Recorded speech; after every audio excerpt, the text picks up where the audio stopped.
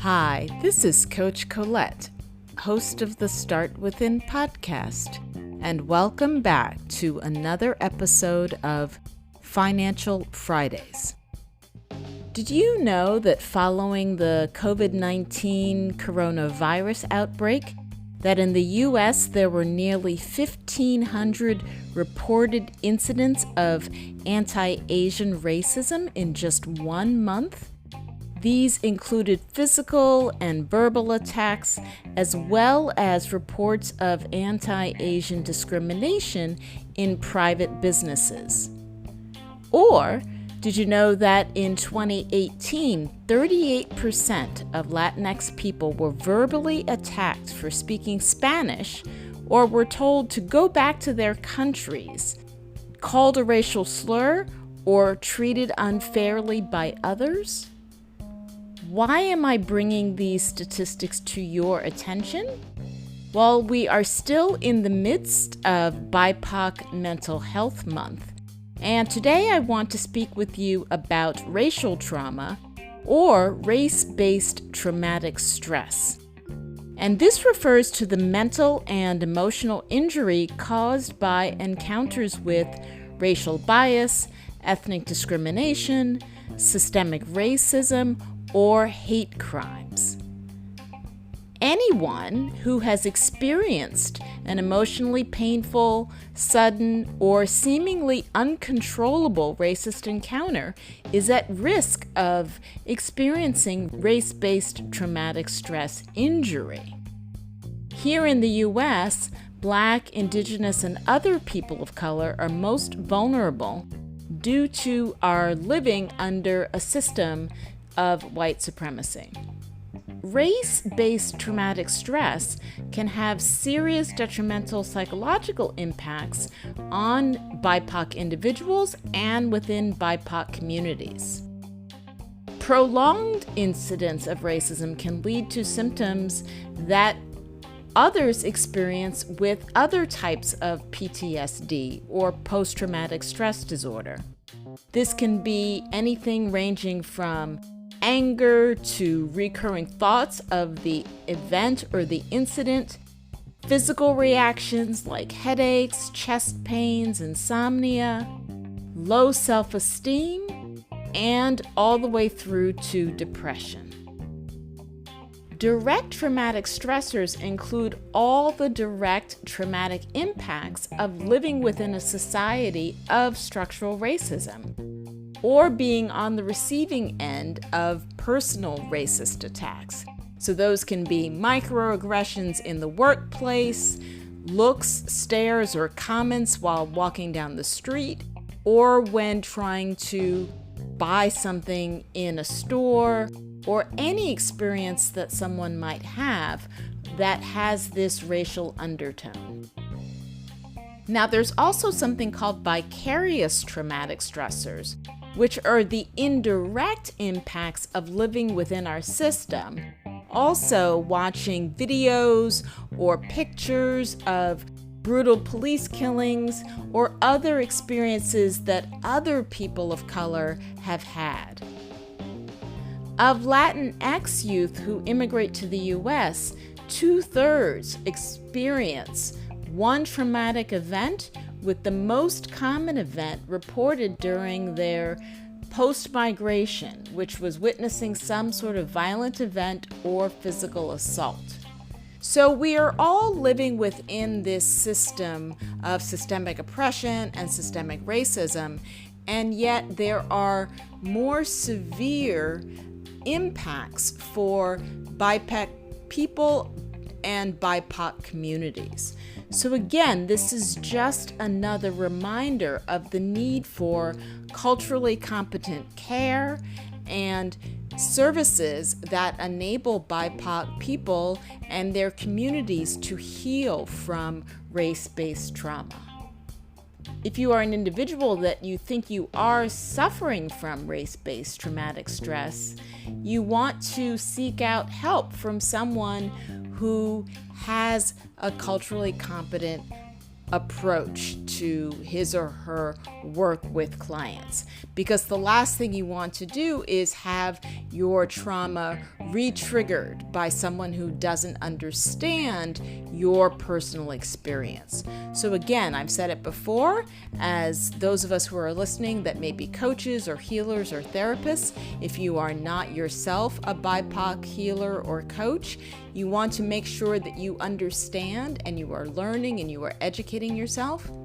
I am very excited that I am now listed in a site that's called Inclusive Therapists, which includes therapists who are skilled in delivering culturally competent care.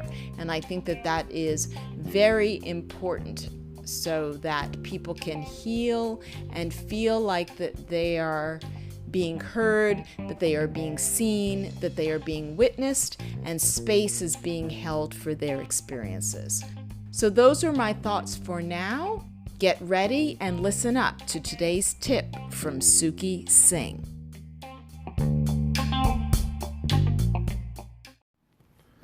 Hello everyone, this is Singh, aka Investing, of the Investing Podcast with your weekly Financial Friday tip.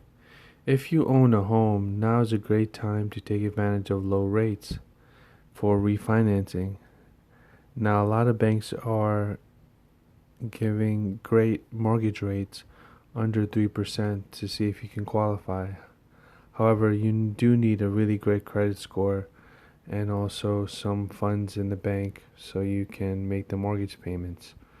So with that said, that is your weekly Financial Friday tip, and I'll speak to you soon. Bye-bye.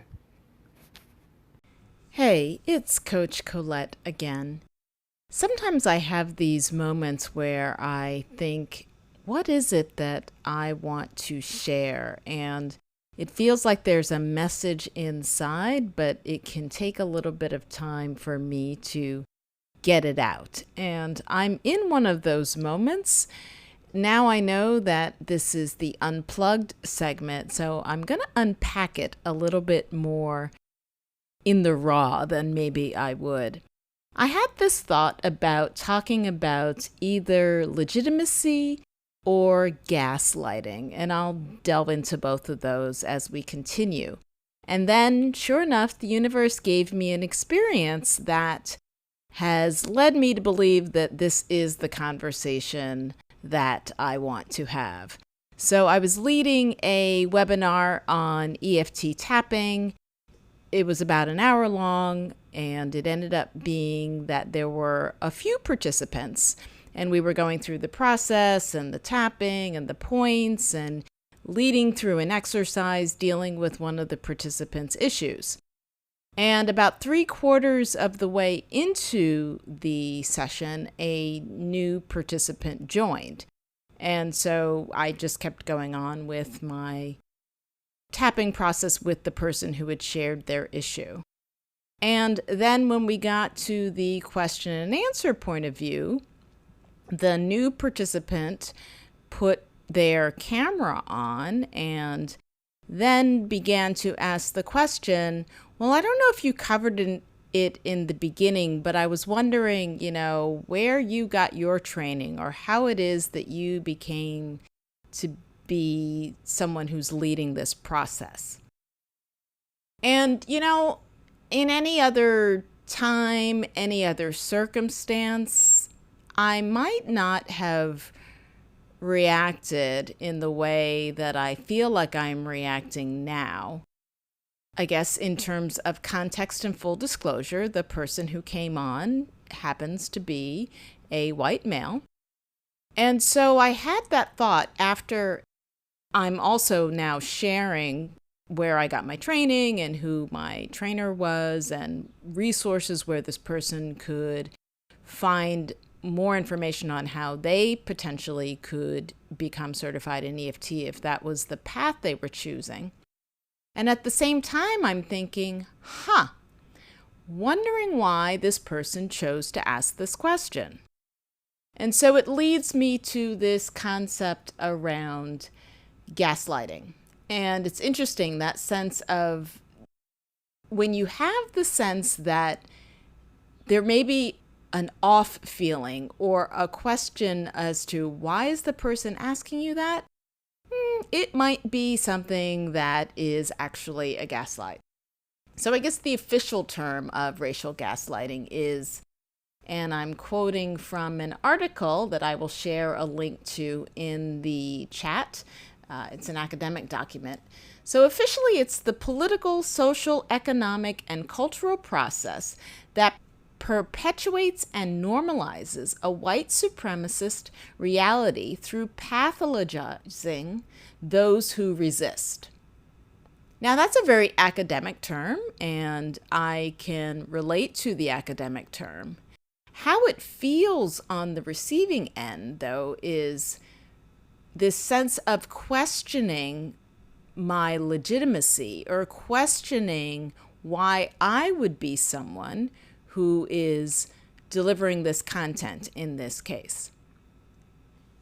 Again, as in many situations, we don't always know the intent behind someone's question, and yet we do know of implicit bias and other aspects of systemic oppression and racism that are underlying all of our lives.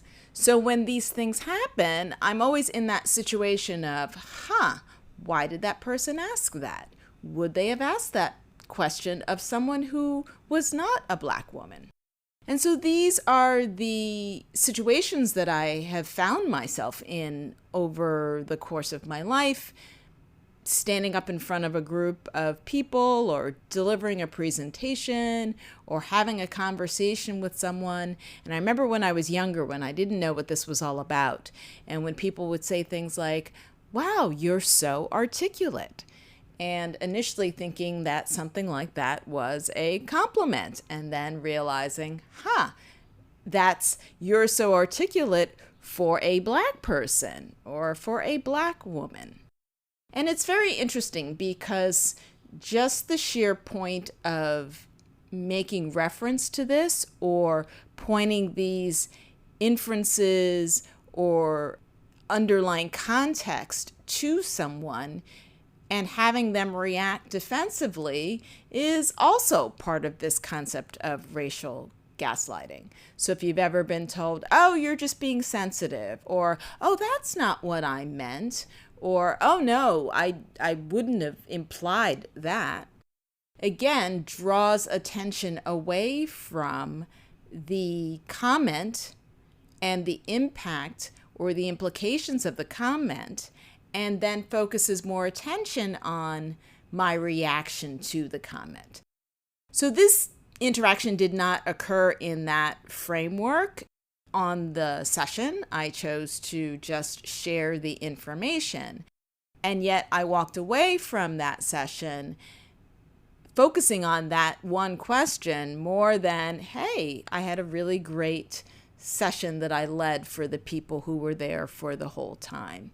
So it's a very interesting concept when you think about it as a Black woman, that then if I tie it back to legitimacy, if I internalize these questions, if I internalize this disbelief, if I internalize this implication that, oh, someone who looks like you shouldn't be offering this kind of service or doing this kind of work, it could really affect and impact my self-esteem.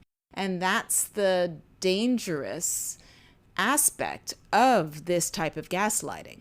It's the internalization that then people who experience these kinds of microaggressions and gaslighting then start to believe the narrative. Like, oh, wait, should I be doing EFT tapping? Should I be doing life coaching? Should I be doing wellness consulting? Because all of these people are so surprised that I am able to do this. So it's an interesting thought. And I, again, am walking away from the session grateful for the fact that people did participate and grateful that it seems that the majority of the people that were on the session got some ideas and some tips and some strategies to deal with their own issues. And now I guess I also perhaps need to do some tapping around the potential gaslighting that I experienced, right? And I think that that is the point of these unplugged segments, even if they are a little bit more raw and off the cuff than I might prefer. It's to help us to think about that we are human, that we're going to have reactions to things. And myself as a coach and a tapping practitioner and as a wellness consultant, I also aim to unpack these situations. And I also need to myself double down on the tools and modalities that I share with my clients to make sure that I am staying clear, to make sure that I am staying whole. So that's all for me for now.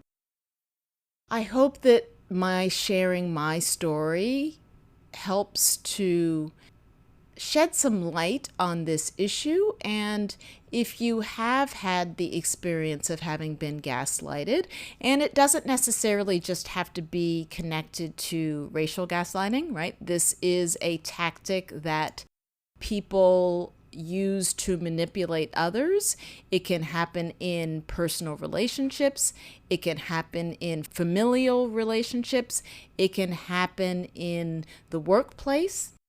So I hope that you are now more aware of these situations and can recognize when it may be happening to you. And I also hope that it gives you some sustenance and some courage to know that you also have the power and the authority and the agency to articulate when it happens to you and to be able to assert your opinions and your thoughts in an authentic way, unapologetically. Take care, be well, and we'll speak again soon.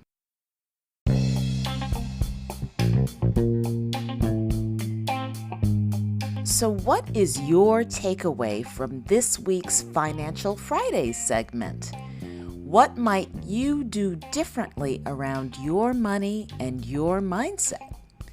For more financial advice, you can check out Suki's podcast, Invest Singh, where I also share tips on his Wellness Wednesdays segment. If you enjoyed this episode and haven't already subscribed, you can do so on Spotify, Apple Podcasts, or wherever you like to listen.